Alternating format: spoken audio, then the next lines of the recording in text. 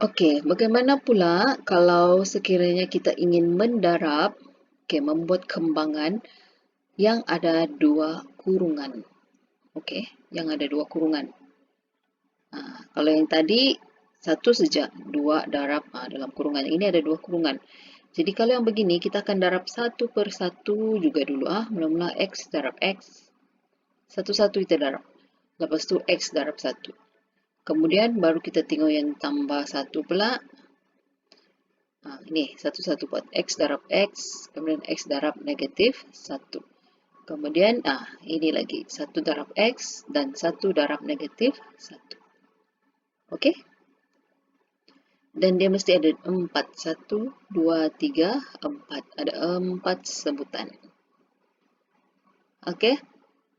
Semua dalam kurungan ni kita darabkan satu-satu. Lepas tu darablah X darab X, X kuasa 2. Yang ini tambah positif negatif tambah tolak jadi negatif.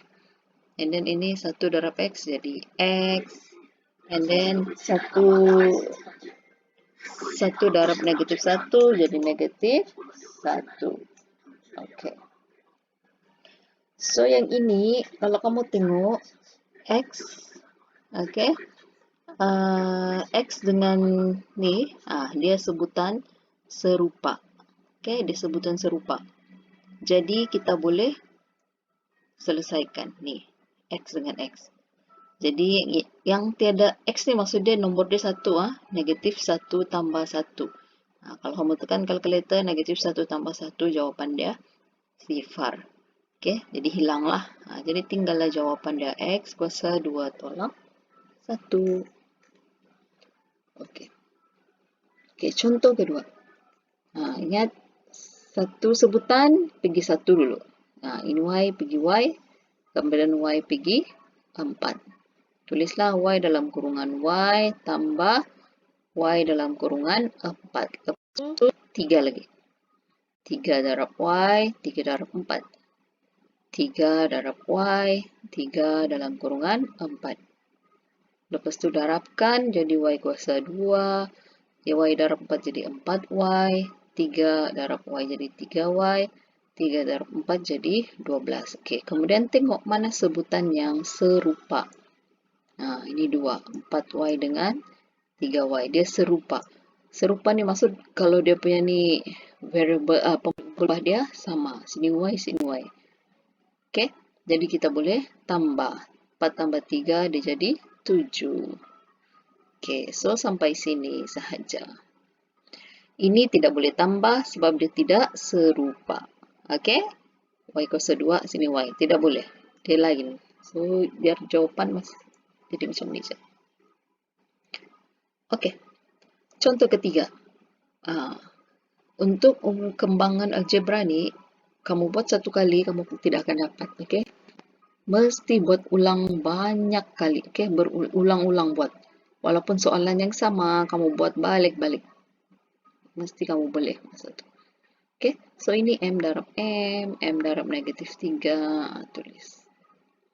Kemudian M, 5 darab M, 5 darab negatif 3. Tengok tu 3 ni di depan dia ada negatif atau tolak, jadi di depan 3 pun mesti ada tanda negatif. M darab M, M kuasa 2. Ini positif negatif jadi negatif 3M lah. Ini 5 darab negatif 3, negatif 15. Okey, jadi yang mana yang serupa, ini dia serupa, kita boleh selesaikan. Negatif 3 tambah 5, bukan 3 tambah 5. Okey, sebab 3 ada negatif. Negatif 3 tambah 5 dia jadi 2M. So, ini jawapan akhir. Okey. Okey, contoh keempat. Y darab 2Y. Y darab 1.